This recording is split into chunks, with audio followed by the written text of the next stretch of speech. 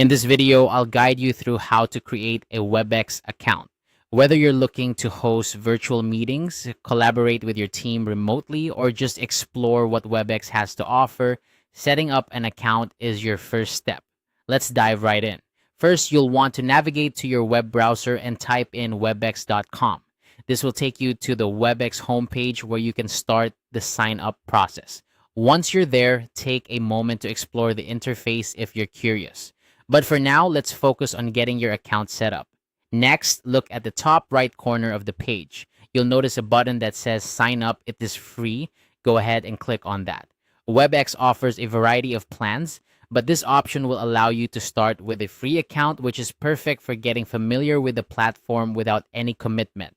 Once you click to sign up, you'll see options to continue with Google, Apple, or Microsoft. This is a convenient way to create an account using existing credentials if you'd prefer not to create a new password.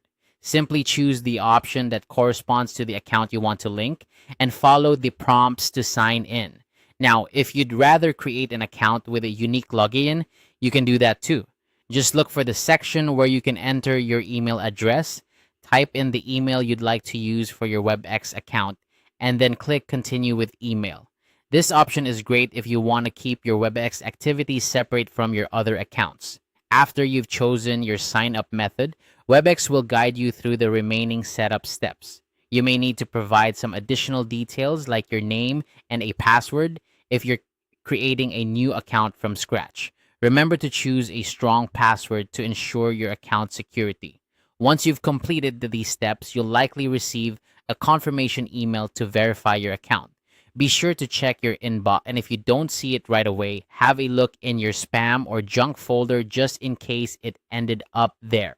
Click the confirmation link in the email and you'll be all set to start using Webex. And there you have it. You've successfully created your Webex account.